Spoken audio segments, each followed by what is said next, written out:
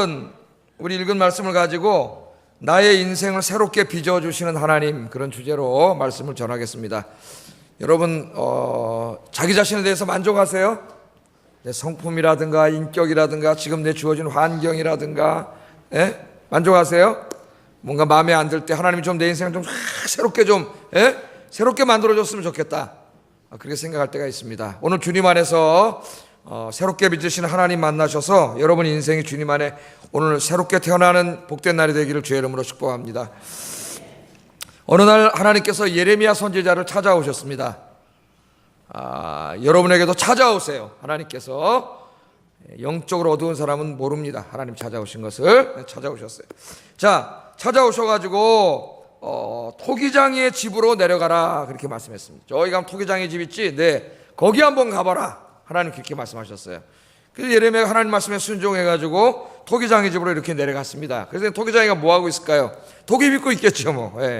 토기 이렇게 빚는 그 기구를 갖다 놓고 쫙 돌리면서 이제 토기를 빚고 있는데, 토기를 빚다가 이렇게 보니까 손에서 약간 삐져나가가지고 자기가 이렇게 원하는 대로 토기가 잘 안 만들어지니까 그냥 확 구겨버리는 거예요. 그냥 그 만들던 그 토기를 그냥 확 구겨가지고 부숴버려가지고 그걸 버리지 않고 다시 그걸 반죽해가지고 또 어떻게 해요?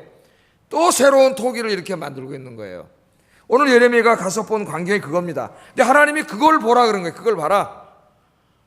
그거 뭐 맨날 보는 건데 그거 보라고 하나님이 보냈겠어요?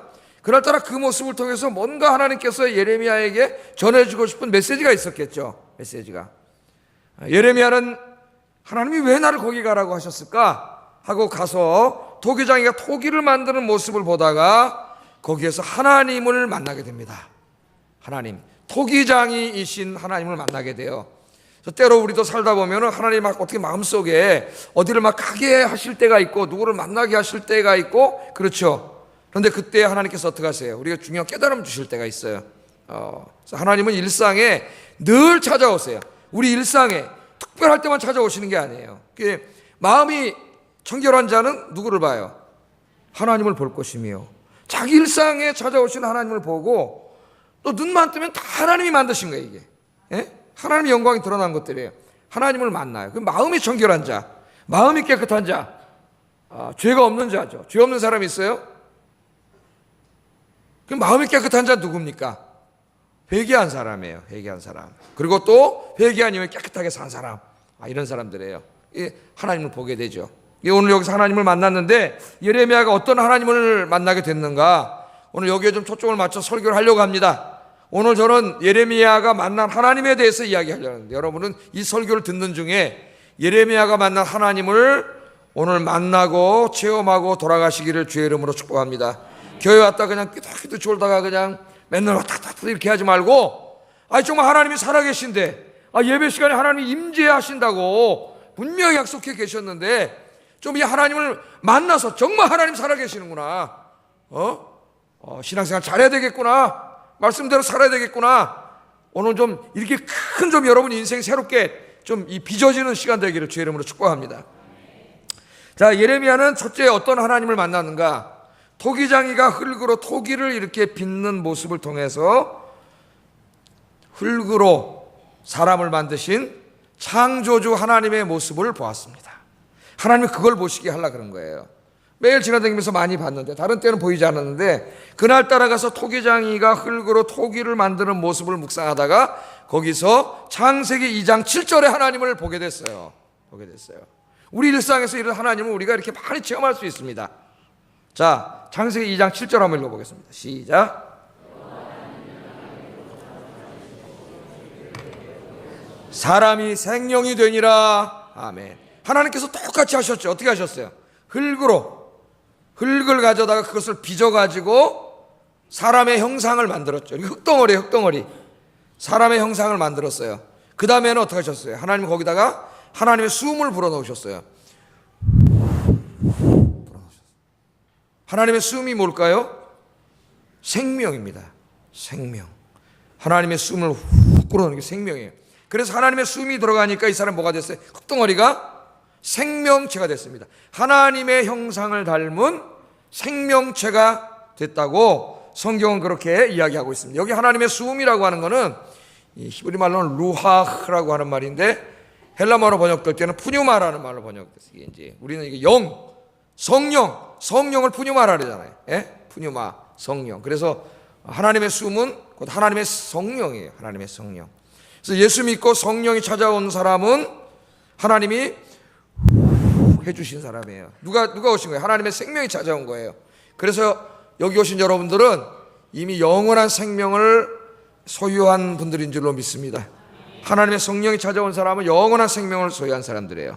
예. 하나님이 이제 사람을 만들었어요. 이 구약 성경을 읽다 보면 토기장의 이야기가 여러 번 나와요. 이사야서에도 나오고 토기장 이야기가 많이 나오는데 이 토기장이의 거의 모든 경우에 토기장이는 하나님이세요. 하나님에 대한 메타포야. 그 다음에 진흙은 인간에 대한 메타포로 사용돼요. 거기다가 성경이 그렇게 나옵니다. 다 창세기 2장 7절을 염두에 두고 설교를 한 거예요. 자, 이사야 64장 8절 이 유명한 말씀 하나 읽어보겠습니다. 시작. 주는 토기장이시니 우리는 다 주의 손으로 지으신 것이니이다. 아멘. 이 경건한 사람들이 토기장이가 이거 빚는 거 볼 때마다 뭘 생각했어요? 예레미야도 그랬고 이사야도 그랬고 경건한 사람들도 그랬고 흙으로 사람을 빚으시는 하나님 봤단 말이에요. 여러분 혹시 어디 가서 저 진흙을 가지고 뭘 만드는 사람 보면 거기서 하나님의 모습을 발견하기를 주의 이름으로 축복합니다. 예? 예. 자, 하나님께서 흙으로 인간을 창조하셨어요. 그런데 여기서 인간만 창조했다 끝나는 게 아니죠. 예레미야는 하나님이 인간을 창조하셨지 이걸 깨달으면서 동시에 창조주 하나님을 만난 거죠. 그렇다면 하나님은 또 뭘 창조하셨어요? 인간만 창조한 게 아니라 인간이 살아가기에 아주 최적의 환경을 만들어 주시기 위해서 하나님이 이 광활한 우주와 이 지구에 존재하는 모든 것들을 하나님이 다 창조하셨지. 그날 그걸 깨닫게 된 거죠. 예? 하늘에는 새들을 만드셨어요. 하늘에는 일단 봅시다. 해와 달과 별들을 만드셨죠. 별들을. 그리고 또 우리가 사는 이 지구 하늘에 새들을 만드셨고 땅에는 온갖 동물들과 식물들을 만드셨어요. 우리가 눈으로 보는 건 다 하는 거 만드셨어요. 하나님 만드셨어요. 또 바다에 가면은 얼마나 물고기들이 많습니까? 그 물고기들도 다 하는 거 만드셨어요. 하나님이 만드셨어요. 이제는 우리의 체험이 토기장이가 흙으로 사람을 짓는 것을 통해서만 하나님을 보면 안 되고 이제는 하나님이 창조하신 모든 피조물들을 통해서 누구를 만날 수 있어야 돼요? 창조주 하나님을 만나야죠. 창조주 하나님. 여러분 이런 영성을 회복하게 되기를 주의 이름으로 축복합니다. 이게 정말 이 깊은 영성이에요. 깊은 영성. 저도 요새 그 나무에다 물 주면서 한번 이야기를 걸어봅니다. 나무에게. 그렇게 자꾸 이제 하다 보니까 진짜 어느 날은 말이죠. 얘를 큰 거 2개 있고 조그만 화분이 하나 있는데 얘 2개를 주고 모르고 얘를 안 주면 앉아있다 깜짝 놀라요. 야, 제가 굉장히 서운해하겠구나. 이런 생각이 들어서 야 미안하다. 그러고 가서 또 이렇게 물을 주고 어떨 땐 내가 하는 행동을 이 식물들이 다 보고 있는 것 같아. 보고 있는 거죠. 보고 있는 거죠. 예. 그런 생각이 들어요. 성프란체스코라고 하는 사람은 늘 이렇게 자연에 나가면 이야기했다지 않습니까? 새들하고도 이야기, 예? 꽃들하고도 이야기, 나무하고도 이야기. 보는 모든 것들 속에서 하나님과 대화를 해요. 하나님과 대화를. 여러분 오늘 이 시간에 하나님 성령께서 큰 은혜를 주셔서 좀 여러분 신앙의 수준이 이제 좀 이렇게 좀 깊어지고 좀 성숙되고 여러분의 영성이 좀 눈만 뜨면 모든 게 다 감사하는 영성이 되기를 주의 이름으로 축복합니다. 예. 그런데 이 하나님의 택하신 백성들이었던 이스라엘 사람들은 토기장이가 흙으로 토기 만드는 건 매일 봤어요. 그런데 그 가운데 흙으로 사람을 지으신 창조주 하나님을 보지 못합니다. 잊어버렸어요. 하늘의 해와 달과 밤하늘의 수많은 별들을 매일 보면서도 이 광활한 우주를 만드신 창조주 하나님을 잊어버렸습니다. 하늘과 땅과 바다를 보면서 새들과 짐승들과 나무와 풀과 꽃들을 보면서도 그 모든 것들을 만드신 분이 창조주 하나님임을 잊어버렸어요. 예레미야는 토기장이 하나 보고도 창조주 하나님을 만났는데 그 모든 것을 보고도 하나님을 만나지 못합니다. 그 결과 어떻게 됐어요? 하나님이 오늘 이거 왜 보라고 하신지 아세요? 창조주 하나님을 잃어버렸기 때문에 그들이 누구를 섬겨요? 우상을 섬겨요. 우상. 예? 하나님이 만들어 놓은 것들을 또 신으로 섬겨. 저 별을 신으로 섬겨. 저 태양을 또 신으로 섬겨요. 요 나무를 또 신으로 섬겨요. 우상을 이렇게 섬기게 됐고요. 뿐만 아니라 하나님의 말씀을 무시해버리고 세상 사람들처럼 돈도 조금 더 벌으려고, 권력 좀 더 얻으려고, 세상의 쾌락을 좀 더 얻으려고 온갖 불의를 행하고 거짓말하고 폭력을 행하고 음란을 행하고 그런 온갖 죄악을 저지르면서 그렇게 살고 있습니다. 창조주 하나님을 잃어버리면 그렇게 돼요. 매일매일 눈 뜨고 하나님, 전부 다 하나님이 영광이 드러나 있는 것인데 하나님을 만나지 못하는 사람은 하나님이 안 보이니까 세상으로 가는 거예요. 하나님보다 돈 더 사랑하고 세상 더 사랑하는 거예요. 여러분, 20세기의 그 최고의 무신론 철학자 중에 한 사람이 이제 그 버트란트 러셀이라고 제가 한번 소개한 적이 있는데, 생긴 것도 보니까 참 미안한 말이지만 이분은 고인이 됐지만은, 야, 하나님 안 믿으면 얼굴이 저렇게 무섭게 되나 그런 생각이 얼굴이 좀 무섭지 않습니까? 네. 이분이 20세기의 최고의 철학자인데 1950년대에 노벨 문학상까지 받은 사람이고, 하여튼 기독교를 때려부수는 데 앞장섰던 철저한 무신론자입니다. 이 사람이 쓴 그 서양 철학사 책 중에서 내가 볼 땐 제일 잘 쓴 것 같아요. 굉장히 철학을 공부하기 좋은 책인데 행복론도 썼어요. 행복론. 그래서 제가 이거를 살까 말까를 몇 번 하다 아직도 안 샀습니다. 살려고 할 때는 야, 무신론자는 도대체 행복이 어디 있다고 보는가, 그래서 한번 읽어보려고 그러다가 안 산 이유는, 무신론자가 한 얘기를 뭐 내가 시간도 없는데 이것까지 읽어야 되나 이래서 안 읽었는데, 하여튼 아직 안 읽었어요. 한번 사서 읽어보려고 그래요. 이 책을. 이 사람이 1950년대 그까지만 해도 미국 사회라고 하는 것은 완전히 기독교 사회 아닙니까 다. 하나님을 안 믿으니까 어떤 사람이 물어봤답니다. 교수님 하나님이 없다고 주장하는데, 그렇게 떠들고 다니시는데 정말 죽어서 하나님 만나면 뭐라 그럴 거예요? 죽어서 하나님 만나면 하나님 앞에 가서 무엇이라고 말할 겁니까? 그랬더니 이 사람이 하는 말이, 러셀이 이렇게 말했답니다. 하나님이 충분한 증거를 주시지 않았다고 말하겠습니다. 하나님이 존재하신다는 충분한 증거가 없었기 때문에 내가 안 믿었다, 하나님 책임이다 그 말이에요. 자기는 안 믿지만 하나님 만약에 가서 진짜 있으면 물어본다면 증거가 부족했다, 그렇게 얘기하겠다는 거예요. 얼마나 어리석은 자입니까 여러분. 눈을 뜨고 주변만 바라보면, 하늘만 바라보면, 여러분 산에 가서 산만 바라봐도 거기에 하나님의 손으로 지으신 하나님의 작품들로 가득 차 있어요. 하나님의 모든 피조물이 하나님의 영광을 드러내고 있어요. 하나님의 영광을. 여러분, 그런데 이 사람은 보지 못해요. 교회를 다녀도 신앙생활을 한다고 해도 그런 데 가서 하나님을 만나지 못해요. 이게 불쌍한 사람이에요. 영성이 다 죽었어요. 영성이. 이 구약의 말이죠, 경건한 사람들, 정말 신앙생활 잘한 사람들은 정말 매일 눈 뜨면 감사와 찬송입니다. 왜? 눈 뜨면 뭐가 보여요? 요새는 건물이 보이지만 옛날에는 그런 게 어딨어요. 다 산과 들과 꽃과 해와 달과 별과 강과 바다와 다 이거잖아요.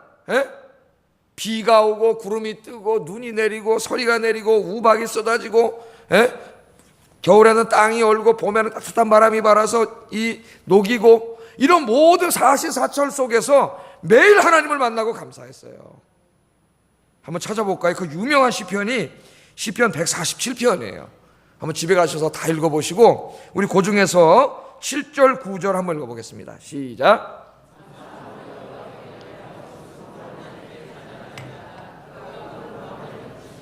땅을 위하여 비를 준비하시며 산에 풀이 자라게 하시며 들짐승과 우는 까마귀 위에 먹을 것을 주시는도다. 아멘. 자, 이거 보세요. 이 말씀을 잘 보면 뭐예요? 어느 날 보니까 오늘같이 구름이 잔뜩 꼈어요. 구름 끼면 사람들이 별로 안 좋아하잖아요. 먹장구름이 잔뜩 꼈는데 또 보니까 비가 쫙쫙쫙 비가 내리고 있어. 구질구질하게 비도 오네, 이럴 수 있는데, 비가 내리는데 이 사람이 창문 밖을 내다보다가 거기서 피조세계를 돌보시는 창조주 하나님을 만난 거예요. 창조주 하나님. 보니까 뭐라 그래요? 하나님께서는 구름을 만드셨대요. 구름을 보면서 저 구름을 만드신 분이 하나님이시구나. 이게 또 감사해. 은혜예요, 이게 은혜. 또 비가 내려. 비가 내려서 가만히 보니까 비가 막 쏟아지는데 땅이 메말랐는데 그 땅에 촉촉하게 비가 땅을 적셔줘요. 그 다음에 또 보니까 그 비가 온 다음에 뭐가 자라요? 풀이 자라고 열매가 자라고, 이 보니까 또 새들이 와서 그거 뜯어먹고 또 짐승들이 와서 그거 뜯어먹고 살고 있어요. 이거 모든 걸 보니까 하나님께서 이거 구름 생기게 하고 비 내리게 하고 땅 적시게 하시고 풀 자라게 하셔서 새들도 먹게 하시고 동물도 기르시고, 이 전부 누가 하는 거예요 지금? 하나님이 하시는 거예요. 여기 뭐 특별한 거 있습니까? 여기서 하나님을 만나고 너무 감사해가지고 오늘 보면 수금을 갑자기 꺼내갖고 와가지고 우리 여기 있는 선생님들 같은 못 꺼내와야 돼요. 첼로, 바이올린 막 여기 막 이 플룻 꺼내와가지고 피아노 꺼내와가지고 한 거예요. 감사 찬양을 막 찬양을 부른 거예요. 감사의 찬양을 불렀단 말이에요. 여러분, 이 신앙이 얼마나 깊습니까? 이 영성이. 그러니까 이런 사람은 이런 깊은 그 신앙의 세계에 들어간 사람은 매일 행복하겠죠. 예? 이 사람 무슨 사업이 잘 됐나요? 우리 전도서에서 수요일날 공부했지만 뭐 솔로몬처럼 막 손 대는 것마다 막 이랬나요? 아니 뭐 높은 권력을 잡아갖고 지금 감사하고 있나요? 뭐 새 집 샀나요? 아무것도 없습니다. 그냥 비 오는 날 창문 내다보다 하늘 보니까 구름이 끼어있고 비가 내리고 다음날 보니까 풀이 자라서 새가 뜯어먹고 동물이 뜯어먹고 이거 보고 지금 너무나 감사. 야, 하나님이 이렇게 다 먹이시는구나. 우리 예수님은 나중에 이거 설교했잖아요. 왜? 공중에 나는 새도 하나님 먹이시거든. 하물며 너희를 먹이지 않겠느냐 이 믿음이 없는 자들아 하나님 그러셨죠. 할렐루야. 이게 그러니까 믿음이 있는 사람은 행복해요. 이게 무슨 돈 때문에 행복한 게 아니에요. 왜냐하면 눈만 뜨고 보이는 모든 것을 통해서 누구를 만나? 이 사람은 살아계신 하나님을 만나요. 그러니까 매일 은혜예요. 매일 설교를 통해서 말씀을 듣는 것도 은혜지만 오늘 나가서 하늘을 보면서 구름 보고 또 이 사람처럼 야, 구름을 만드신 하나님, 비가 오면 비를 내리게 하시는 하나님, 봄이 이제 옵니다. 봄이 오게 하시는 하나님 감사합니다. 여러분, 감사 찬송하기를 주의 이름으로 축복합니다. 그 다음에 보니까요 16절 18절도 한번 읽고 16절 18절 시작.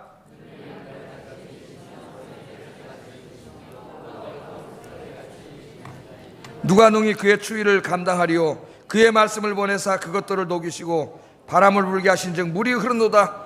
이제 또 겨울이 됐나 봐요. 겨울에 본 경험이에요. 눈이 어떻게 와요? 또 양털같이 눈이 내려요. 양털같이 모든 게 아름다워. 은혜 받은 사람은. 그러니까 시인이잖아요. 시인. 시인. 지금 보니까 우리 인문역장은 시인이시래갖고 열심히 듣고 계세요. 양털같이 내려. 서리를 재같이 흩듯이 우박을 떡부스러기. 우박 오는데 보통 사람들이 불평하지. 농사 짓는 사람들이 말이죠. 우박을 떡부스러기 같이 뿌려 하나님이. 그 날씨가 굉장히 추워. 근데도 어떻게 이걸 다 보고 이거 다 누가 하시는 거예요? 하나님이 하시는 거예요. 겨울이라는 계절을 주시고 눈도 오게 하시고 날씨는 무지장 추운데 이 사람 어때요? 감사해요. 이거 다 누가 하시는 거예요? 하나님이 다 하시는 거예요. 하나님. 눈이 와도 감사, 소리가 내려도 감사, 우박이 내려도 감사, 찬송해. 봄이 왔나 봐요. 봄이 오니까 뭐가 따뜻한 바람이 또 불어오네요. 또 감사해. 보니까 얼었던 땅이 어떻게 해요? 녹고 얼었던 물이 녹아가지고 물이 어떻게 해요? 물이 또 흘러가. 또 따뜻한 봄이 왔어. 또 감사해. 또 감사해. 그러니까 이 사람의 인생은 너무 모든 게 감사해. 모든 게 감사. 여러분, 성령 충만하면 이렇게 됩니다. 그러니까 난 돈이 없어서 불행해. 천만의 말씀 기도하세요. 기도. 여러분, 왜 불행해지는지 아세요? 왜 우울해지는지 아세요? 왜 기쁨이 없어지는지 아십니까? 여러분, 성령 충만하지 않기 때문에 그래요. 여러분, 영성이 죽어서 그래요. 영성이. 다시 내가 신앙적으로 살아나고 하나님과 깊은 관계에 들어가면은 모든 게 감사해요. 다 하나님이 느껴져요. 막 나를 사랑하시는 하나님이 막 느껴져. 옛날에 한번 최인호 씨 이제 돌아가셨지만 제가 스피드 한번 소개해줬잖아요. 어느 날 운전하고 가다가 광화문에 차가 너무 막혀가지고 꽉 서 있는데 차 막히면 어떻게 해요? 짜증 제대로 납니다. 짜증 제대로. 차 막히면. 근데 그날 봄에 햇빛이 그 창가로 차 들어오는데 그때 하나님이 찾아오셨다는 거 아니에요? 눈물이 막 흐르는데 주체할 수 없는. 그러니까 하나님의 은혜는 막 일상 가운데 오는 거예요. 여러분, 무슨 하나님의 은혜를 특별히 받으려고 내가 어디 저 산에 가야 되겠다. 물론 산에 가서 기도할 필요도 있습니다. 때로는. 나쁜 게 아니에요. 기도도 하세요. 그러나 그렇게만 하나님의 은혜로 오는 게 아니에요. 하나님의 은혜는 내가 눈 뜨고 바라보고 느끼고 듣고 보고 촉각으로 느끼는 모든 걸 통해 하나님의 은혜가 와요. 그 하나님을 만나는 사람이 진짜 신앙이네요. 진짜 신앙이. 아주 성숙한 신앙이. 여러분들이 그렇게 되기를 주의 이름으로 축복합니다. 시편 하나 더 찾아보겠습니다. 136편 5절 9절 같이 한번 읽어보겠습니다. 시작.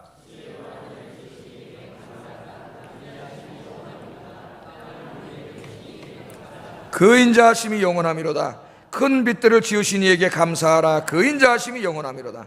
해로 낮을 주관하신 이에게 감사하라. 그 인자하심이 영원함이로다. 달과 별들로 밤을 주관하게 하신 이에게 감사하라. 그 인자하심이 영원함이로다. 아멘. 이 사람도 똑같은 사람이에요. 똑같은 사람. 하늘을 지나가다가 하늘의 해와 달과 별들을 바라보면서 감사를 주체할 수 없는 사람이에요. 예? 그래서 감사하고 찬양하고, 아니 해 바라보면서 뭘 하나님의 선하신가 인자하심을 찬양합니까? 은혜가 있는 사람은 그래요. 은혜가 있는 사람은, 예? 이 앞에 있는 이 꽃을 보면서도 감사하고, 교회 와서 예배드리고 이 앉아있는 자체도 감사하고, 옆에 보니까 이분이 내 옆에 앉아있는 것도 감사하고, 앞에 사람 뒤통수를 보니까 그 뒤통수 이뻐서 감사하고, 다 감사해요. 모든 게 감사해요. 모든 게 감사해요. 특별히 오늘은 3월의 첫째 날입니다, 여러분. 첫째 날, 잠시 후면은 봄이 옵니다. 우리 주변은 푸른 풀과 나무, 그리고 빨강, 노란, 파란 꽃들로 가득 찰 거예요. 이 가운데 꽃만 보지 말고 그 가운데 찾아오시는 하나님 만나시기를 주의 이름으로 축복합니다. 잠시 걸음을 멈추시고 한번 묵상해 보세요. 묵상해 보세요. 여기 서강대학에 있는 목련꽃 거리, 거기라도 한번 걸어보면서 한번 여러분 묵상해 보세요. 이 모든 것을 누가 만드셨는지. 그러면 하나님이 말씀하실 겁니다. 우리는 깨닫게 될 거예요. 아, 하나님이 만드셨지. 아, 하나님께서 살아계시지. 아, 하나님, 내가 믿는 하나님은 창조주 하나님, 전능하신 하나님이시지. 그분이 지금 나와 함께 계시지. 그러면 걱정, 근심이 싹 사라지고 순간 여러분 하나님이 주신 기쁨과 평강이 몰려올 줄로 믿습니다. 그때 하나님이 찾아오시는 거예요. 예? 그때 감사하면서 여러분 이런 찬송을 부르세요. 주 하나님, 그 찬송 아시잖아요, 그죠? 지으신 모든 세계. 내가 잘 부르고 목이 안 아프면 제가 한번 뽑아볼 텐데. 내 마음속에 그리워볼 때 하늘의 별, 울려 퍼지는 뇌성, 주님의 권능 우주에 꽉 찼습니다. 야, 이런 노래 하나 좀 작곡해봐요. 여기 작사 작곡 우리 좀 예? 한번 시도 쓰시고 한번 작곡해보세요. 주님의 높고 위대하심을 내 영혼이 찬양합니다. 주님의 높고 위대하심을 내 영혼이 찬양합니다. 뭐 때문에? 그냥 하늘 바라보고 감사하는 거예요. 2절도 한번 불러보세요. 숲속이나 험한 산골짜기에서 쥐저기는 저 새소리들과 고요하게 흐르는 시냇물은 뭘 노래해요? 주님의 솜씨. 주님의 솜씨 노래한다 그러잖아요. 거기서 주님의 창조의 솜씨를 본 거예요. 창조의 영광을 본 거예요. 주님의 높고 위대하심을 내 영혼이 찬양하네. 주님의 높고 위대하심을 내 영혼이 찬양하네. 찬송을 부르면은 여러분 주님이 찾아오십니다. 그때 기도하세요. 하나님, 홀로 영광 받아 주시옵소서. 이제부터 하나님만 섬기며 살겠습니다. 창조주 하나님만 예배하며 살겠습니다. 하나님의 말씀에 철저히 순종하며 살겠습니다. 이제는 다른 데 가지 않고 하나님만 의지하며 살겠습니다. 그렇게 다짐하시고 주님 만나는 여러분 되기를 주의 이름으로 축복합니다. 둘째, 예레미야는 토기를 부수는 토기장의 모습을 통해서 심판하시는 하나님의 모습을 보았습니다. 오늘 여기는 핵심인데요. 토기장에 이렇게 보니까 토기를 이렇게 막 돌아가잖아요. 빗다가 손에서 탁 삐져나왔어요. 그러니까 자기가 만들려고 하던 토기가 안 만들어지지 않습니까? 그러니까 그냥 가차없이 부숴버리는 거예요. 그걸 예레미야가 깜짝 놀라서 딱 보고 있는데 바로 그때 하나님이 예레미야에게 말씀을 하십니다. 그 말씀이 5절 6절에 뭐라고 말씀하셨는지 읽어보겠습니다. 시작.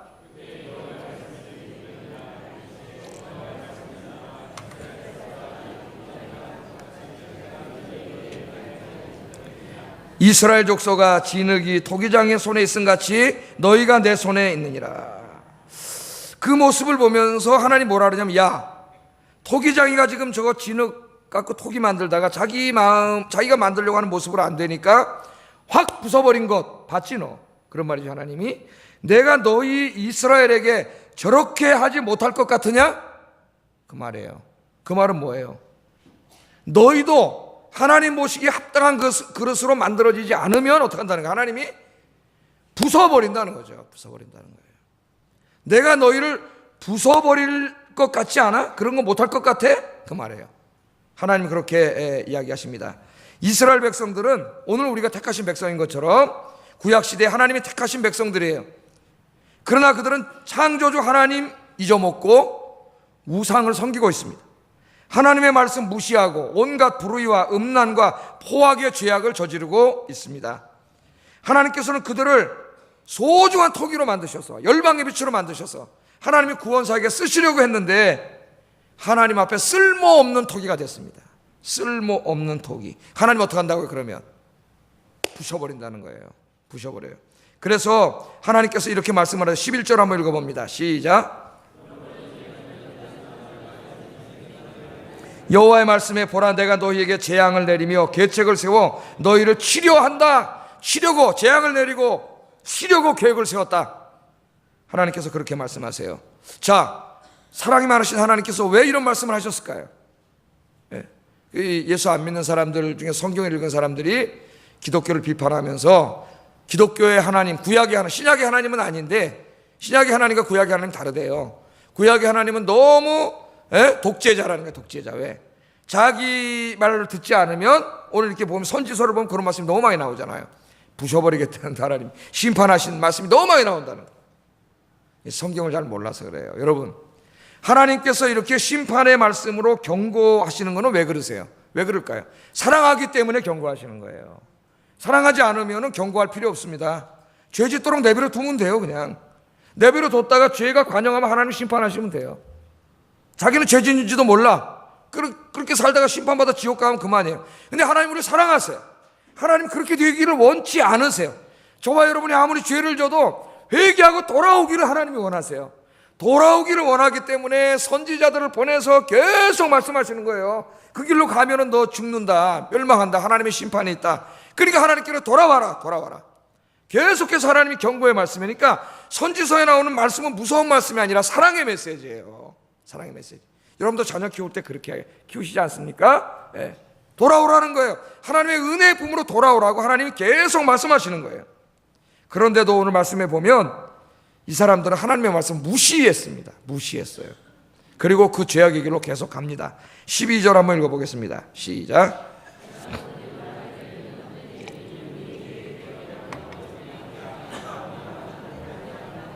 아멘. 12절 읽으면 깜짝 놀랍니다. 하나님께서 선지자를 통해 가지고 니네들이 계속 그 죄악의 길로 가면 망한다고, 하나님의 심판이 있다고 이야기를 했는데도 불구하고 이 사람들이 뭐라 그래요? 그 말은 헛된 말이다. 헛된 말이다. 심판이 임하긴 뭘 임하냐? 하나님이 있긴 어딨냐? 그런 사람도 있고, 하나님이 만약 있다 그래도 우리는 심판받은 적이 없다. 한 번도 이렇게 죄를 많이 졌는데 그건 무슨 헛된 소리를 하냐? 그런 일은 절대 이루어지지 않는다. 이렇게 얘기하는 거예요. 하나님이 이렇게까지 말씀하셨는데도 듣지 않습니다. 듣지 않아요. 놀랄 것 없습니다. 여러분, 지금도 이와 같은 사람들이 많아요. 하나님께서 주의 종들을 통하여 수없이 하나님의 말씀을 증거하시고 경고하시는데도 하나님의 심판의 말씀은 이제까지 이루어지지 않았는데, 그런 말씀이 이루어지지 않는다고 생각하면서 끝까지 죄악을 행하는 사람들이 있습니다. 어떻게 되겠어요? 얼마나 어리석은 사람이에요. 하나님이 그런 사람들에게 이렇게 경고하셨어요. 로마서 2장 4절 5절 읽어봅니다. 시작.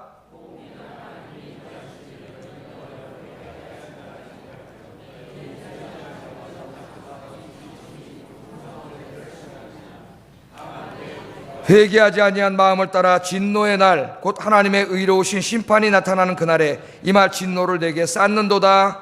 아멘. 이게 무슨 말이에요?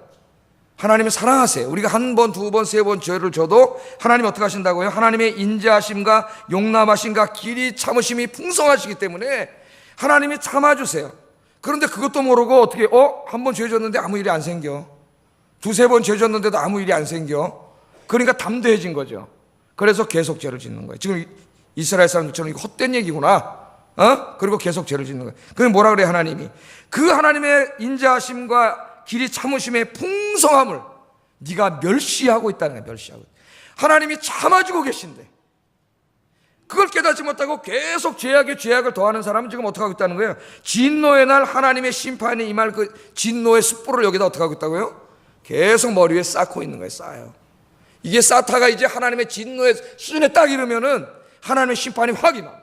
진노의 불이 떨어지면은 무서운 하나님의 심판이 임하게 됩니다. 이 말씀을 듣고도 이 사람들이 회개하지 않았기 때문에 좀 있으면 이제 바벨론 군대가 쳐들어오는 거 여러분 잘 아시잖아요. 쳐들어와가지고 다 죽이는데 그 왕은, 끝까지 거역했던 왕은 눈을 뺐어요. 이 사람들이 눈을 뺐어요. 여러분, 시드기야 왕은 눈을 빼버렸어요. 그리고 왕자들은 아버지 앞에서 전부 죽여버렸습니다. 그리고 이 끝까지 악을 행하던 제사장, 대제사장과 제사장들을 포함한 사람들은 제사장과 제사장들을 때려 죽여버렸어요. 그냥 바벨론 군인들이. 성전은 불태워버렸어요. 여러분, 성전도 죄를 지면, 제사장도 죄를 지면 하나님의 심판이 있어요. 목사도 죄를 지면 하나님의 심판이 있어요. 예외가 없어요. 하나님이 이렇게 사랑하셔서 끝까지 하나님이 사랑하시고 기다리시고 참아주시고 기다리시고 참아주시고 계속 하는데도 끝까지 회개하지 않은 자들에게는 엄청난 하나님의 심판이 있음을 이야기합니다. 그런데요, 그건 또 아무것도 아니에요. 더 무서운 심판이 있어요. 영원한 심판이 있어요. 영원한 심판. 요한계시록 20장 19절에 보면은 백보자 심판하는 장면이 나오잖아요. 어린 양과 하나님 백보자에 앉아 계셔가지고 이제까지 이 땅에 살다가 죽은 모든 사람이 하나님 앞에 와서 재판을 받게 돼 있어요. 여러분, 재판 받아야 돼요. 우리가 일평생 살아왔던 거 재판 받습니다.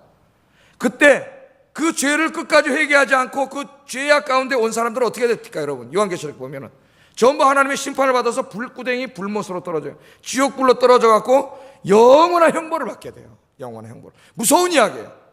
그 심판이 정말 무서운 이야기예요. 그렇게 된다는 거예요.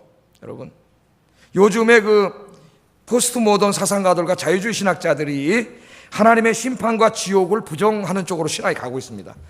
또 죄라는 얘기도 안 해요. 제가 가끔 얘기하잖아요. 그래서 심리학자들도 어떤 애가 살인을 했어요. 그러면 걔 가정을 이렇게 연구해가지고 가정이 불우했고 환경이 안 좋았고 그럼 뭐라 그래요? 네 죄가 아니다. 네가 무슨 죄냐? 네 환경이 그렇게 만들었지. 네 부모가 그렇게 만들었지. 이런 얘기를 신문에다 그렇게 놔요. 여러분, 죄가 아닌데 어떻게 이 사회를 치유하고 그 사람을 치유합니까, 여러분? 그래서 이 시대의 아들러 같은, 내가 지난번에 소개한 아들러 같은 심리학자가 필요한 것 같아요. 전적인 그 사람의 책임이에요. 똑같은 환경에서 자라도 어떤 사람은 불안한 환경을 딛고 대통령까지 된 사람도 있고 어떤 사람은 살인자가 돼. 전적인 자기 책임이라는 거예요. 자기 책임. 여러분, 신학자들이 뭐라는지 아세요? 하나님은 사랑과 은혜가 충만한 하나님이라래요. 이거 맞잖아요. 믿습니까, 여러분? 사랑과 은혜가 충만한 하나님이시오. 그런데 그렇게 사랑과 은혜가 충만하신 하나님, 외아들까지도 우리에게 주신 그 하나님이 지옥을 만들 수 없다는 거예요. 어떻게 그 사랑이 많으신 하나님이 지옥을 만들어가지고 그 좀 죄 짓고 산 사람들 그걸 거기다가 불구덩이에다 집어넣고 영원히 고통받게 하신다는 걸 믿을 수 없다는 거예요. 이 땅에서도 죄 지면 10년 살다 나오는데 이런 얘기까지 합니다. 영원히 그럴 수 없다는 거예요. 여러분 어떻게 생각하세요? 그렇게 지금 신학책들을 막 써가지고 지옥이 없어져 가고 있어요. 지옥이. 성경의 지옥은 이상하게 은유적으로 해석하고 지금 그런 쪽으로 가고 있습니다. 여러분, 이 사람들이 모르는 게 있어요. 하나님은 사랑의 하나님이시면서 동시에 공의의 하나님이십니다. 사랑과 공의는 하나님께서 온 우주와 인간을 통치하시는 하나님의 통치 원리예요. 여러분, 우리 사회도 그렇잖아요. 우리 사회도 사랑이 제일 중요하죠. 우리가 서로 사랑하면서 살아야죠. 그러나 인간이 악하기 때문에 범죄가 일어나요. 그래서 이 사회는 뭐가 있어요? 공법이 있어요. 공법이. 내가 판사인데 내가 사랑이 많아. 기독교인이에요. 내가 그게 장로님이고 기독교인이에요. 근데 여기 살인을 한 사람이 왔는데 난 사랑이 많으니까 당신은 이러고 환경도 이래서 보니까 이렇게 무죄. 그럼 이 사회가 어떻게 되겠어요? 이 사회는 무너지는 거예요. 그 사랑 많음과 공의는 별개의 문제거든요. 별개의 문제. 하나님도 마찬가지예요. 여러분 왜 예수님께서 십자가에서 그렇게 고통 속에서 죽어야 했습니까? 옛날에 우리 미장원에서 이제 미용고 헤어 디자이너 하시면서 우리 교회를 나오셨더니 교회로 옮겨가지고 이제 멀리 이사 가서 다른 게 다니는 자매가 있었는데 하루인데 머리를 깎아주면서 목사님 하나 질문이 있다 그래요. 그게 질문이 뭐냐 그랬더니 자기가 예수 믿기 전에 우리 교회 나오기 전에 패션 오브 크라이스트라는 영화를 봤다는 거야. 교회는 안 다니는 상태에서 친구가 가자 그래가지고 봤더니 예수님이 너무 끔찍하게 죽는 거예요. 그죠? 막 못으로 막 저는 눈을 감았습니다. 차마 눈을 못 보고 있어요. 눈을 감았어요. 그 고통 속에서 예수님 죽으셨잖아요. 왜 그렇게 하나님께서 외아들이신 예수님을 죽이셔야 됐냐는 거예요. 왜? 그냥 내가 너희 죄를 용서하노라 그러면 안 되나요? 이렇게 물어보는 거예요. 이거 안 믿는 사람들이 물어봐요. 왜 예수님이 이렇게 죽으셨는지. 여러분, 그래도 되잖아요. 하나님, 내가 너희를 용서하노라. 그럼 되잖아요. 그런데 왜 예수님을 그렇게 끔찍하게 죽으셔야 돼요? 하나님의 공의 때문에 그래, 공의. 사랑과 공의 하나님은 하나님의 창조 속에서 벌어지는 죄악에 대해서 심판하실 수밖에 없습니다. 그냥 없는 걸로 할 수 없어요. 하나님도. 그것은 죄는 심판하셔야 돼요. 하나님께서. 그런데 하나님 우리를 너무나 사랑하세요. 우리를 심판하지 못하셔서 하나님은 우리가 받아야 될 그 엄청난 진노의 심판을 누가 받게 하셨어요? 하나님의 아들인 외아들 예수님에게 심판을 내리신 거예요. 진노의 불 우리가 받아야 되는데 진노의 불을 아들에게 내리시고 공의, 그 하나님의 공의를 전부 아들이 받게 하셔서 저와 여러분의 죄를 사하시고 구원해 주신 줄로 믿습니다. 그게 하나님의 사랑. 그래서 여러분, 이 십자가에는 하나님의 사랑만 있는 게 아니에요. 하나님의 사랑과 하나님의 공의가 함께 있는 겁니다. 여러분, 십자가에서 끔찍하게 죽으신 주님을 생각할 때마다 그게 바로 내가 죽어야 될 그 끔찍한 죽음을 주님이 대신 죽은 거라는 걸 기억하세요. 여러분, 하나님은 죄에 대해서 끔찍하게 그렇게 심판하세요.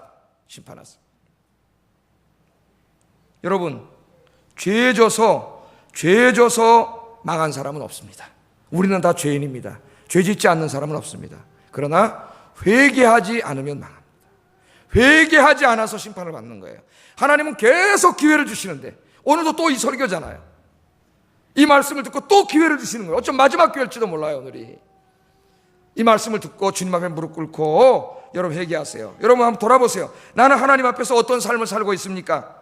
혹시 하나님보다 돈 더 사랑하고 세상을 더 사랑하며 살고 있지 않습니까? 그렇다면 나는 지금 우상 숭배하고 있는 겁니다. 내 마음속에 하나님보다 더 사랑하는 것, 그건 무엇이든지 다 우상해. 그게 돈이든 자식이든 뭐든지 간에.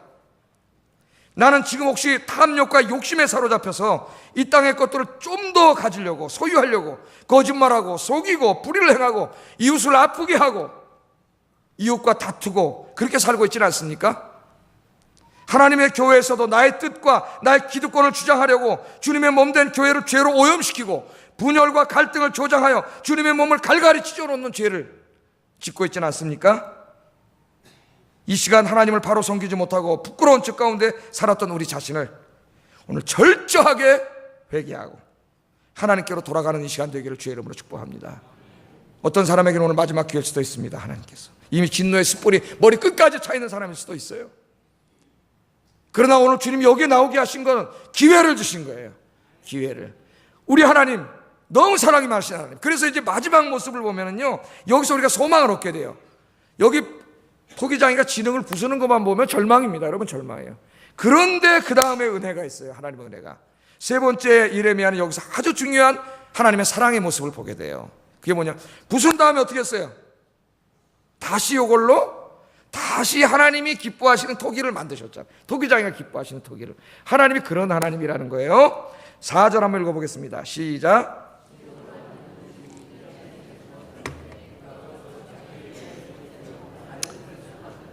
아멘. 하나님은 부수시지만 우리가 죄짓고 우리가 마음대로 살면 우상 숭배하면 하나님께서 부수시지만 우리를 어떻게 하시고 우리가 회개하고 주님께로 돌아오기만 하면, 자기의 잘못을 뉘우치고 돌아오기만 하면 하나님께서 어떻게 한다고요? 새롭게 빚어주세요.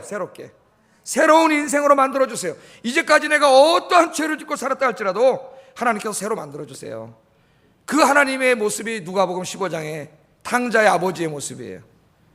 아버지한테 삿대질하고 욕하고 아버지한테 자기 주장하고 돈 갖고 나갔지만은 나중에 잘못했다고 돌아오니까 아버지가 어떻게 하세요? 돈고박까지 나가서 그 아들을 어떻게, 거지된 아들을, 아무 쓸모없게 된 아들을 끌어안고 새 옷으로 갈아입히고 반지를 끼우고 신발을 신기고 잔치를 베풀고 다시 아버지의 자녀로 회복시켜 주셨습니다.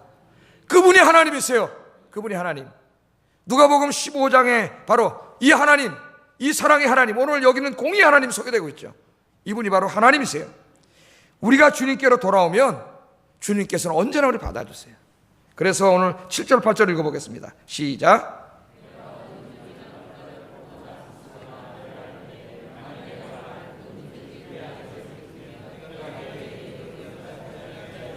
뜻을 돌이키겠고, 저 사람 너무 죄를 많이 져가지고, 저 나라가, 저 민족이 너무 죄를 많이 져가지고 하나님 이제는 더 이상 안 되겠다, 그래서 이제 심판을 내려야 되겠다 계획을 세웠는데, 이 사람들이 회개를 해. 니느웨의 성이 그랬잖아요. 그죠? 회개를 하고 하나님 잘못했다고, 그러니까 하나님 어떻게 한다고요? 그 뜻을 돌이키신다 그랬어요. 돌이키신다. 여러분 오늘 회개하면 하나님 뜻을 돌이키신다는 거예요. 또 역대기 기자는 이렇게 말합니다. 7장 14절 읽어보겠습니다. 시작.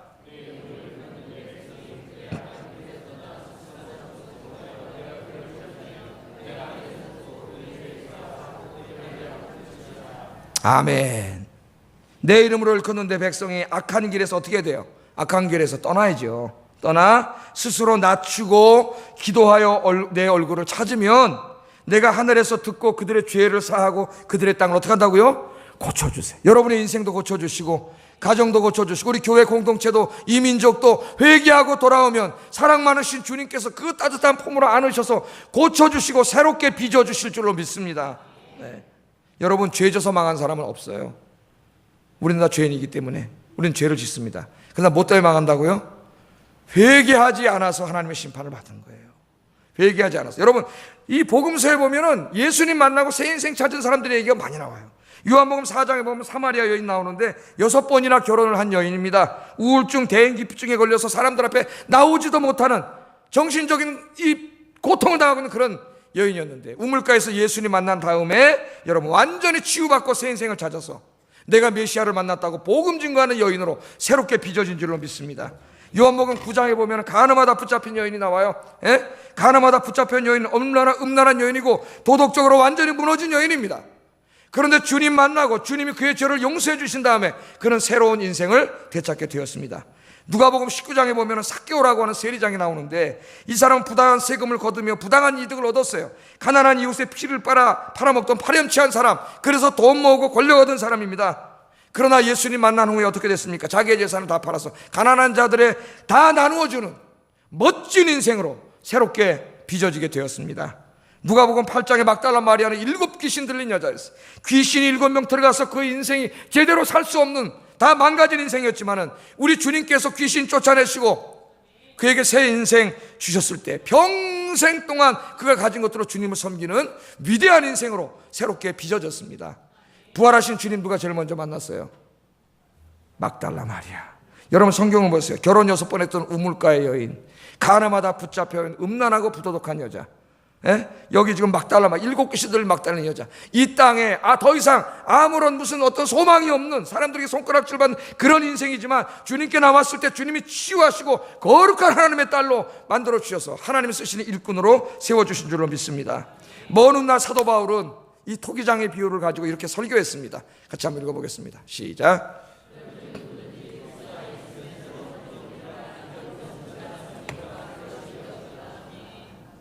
아멘. 큰 집에는 금그릇과, 처음부터 안 읽은 것 같은데, 여기서 다시 읽겠습니다. 시작. 큰 집에는 금그릇과 은그릇뿐 아니라 나무그릇과 질그릇도 있어 귀하게 쓰는 것도 있고 천하게 쓰는 것도 있나니, 그러므로 누구든지 이런 것에서 자기를 깨끗하게 하면 귀히 쓰는 그릇이 되어 거룩하고 주인의 쓰심에 합당하며 모든 선한 일에 준비함이 되리라. 아멘. 이걸 가지고 설교한 거예요, 바울이. 큰 집에는 그릇이 많아요. 금그릇도 있고 은그릇도 있고. 금은은 뭡니까? 이 사회적인 기준이겠죠. 공부 많이 한 사람, 출세하고 성공한 사람, 돈 많은 사람. 근데 하나님 거기 관심이 없네요. 하나님 어떤 그릇을 쓰세요? 깨끗한 그릇. 그게 금그릇이든 은그릇이든 무슨 나무그릇이든 뭔 그릇이든 이건 상관없어요. 그건 관심 없고 하나님은 깨끗한 그릇을 쓰세요. 깨끗하다는 말은 뭐예요? 회개한 사람이에요. 죄 안 짓는 사람은 없어요. 우리 다 죄인이에요. 예? 그러나 정말 자기의 죄를 깨닫고 하나님 앞에 무릎 꿇고 정말 겸손하게 무릎 꿇고 통에 자복하고 기도하고, 주님 이제는 내가 새로운 인생 살겠습니다. 다시는 이런 죄 가운데 살지 않겠습니다. 그렇게 한 사람이 뭐예요? 깨끗해진 사람. 주님이 깨끗한 그릇으로 새롭게 빚으셔서 앞으로 남은 인생을 하나님의 위대한 일에 쓰실 줄 믿습니다. 오늘 오신 여러분들이 그렇게 오늘 새롭게 태어나는 귀한 날 되기를 주의 이름으로 축복합니다. 기도하겠습니다. 말씀을 생각하면서 기도하겠습니다. 우리가 믿는 하나님은 창조주 하나님입니다. 여러분 이제 눈을 뜨세요. 여러분 바라보는 모든 것들, 눈에 보이는 모든 것들이 하나님의 영광을 드러내고 있습니다. 하나님을 찬송하고 있습니다. 하나님 아버지, 이제 창조주 하나님을 바라보며 감사하며 경배하며 찬송하며 순종하며 하나님 눈뜨고 보는 모든 것들 속에 하나님을 바라보며 살게 하소서 기도하시고, 하나님은 심판의 하나님입니다. 나의 부끄러운 죄악들 하나님 이 시간에 내려놓습니다. 절저히 회개합니다. 나를 용서하시고 오늘 주님의 손에 붙들려서 하나님이 쓰시는 깨끗한 그릇으로, 거룩한 그릇으로 새롭게 빚어 주시옵소서. 우리 두 가지 위해서 같이 기도하겠습니다. 사랑하시는 하나님, 감사합니다. 오늘 예레미야 토기장의 집에 가게 하셔서 창조의 하나님, 하나님의 손으로 인간을 창조하시고 온 우주 만물을 창조하시는 창조주 하나님을 만나게 하셨고, 진흙을 부수는 모습을 통해 심판의 하나님, 그것으로 다시 진흙을 빚어 토기를 만드는 토기장의 모습을 통해 우리의 인생을 새롭게 빚으시는 하나님을 보게 하신 거 감사합니다. 오늘 예레미야가 만난 하나님, 창조의 하나님, 심판의 하나님, 내 인생을 새롭게 창조하시는 하나님, 이 위대하신 하나님을 오늘 만나는 시간이 되게 하여 주신 것 감사합니다. 이제부터는 하나님이여 집에 들어가 눈을 뜨고 바라보는 모든 것들 속에 창조의 하나님을 만나게 하시고 감사와 찬양과 예배가 절로 넘치도록 주님께서 붙잡아 주시며, 오늘 이 시간에 내가 주님을 믿는다 하면서도 주님 앞에 부끄럽게 살아왔던 것 십자가 앞에 내려놓습니다. 우리의 죄악을 용서해 주시고 나를 깨끗게 씻어 주시고, 주여 이제 주님의 손에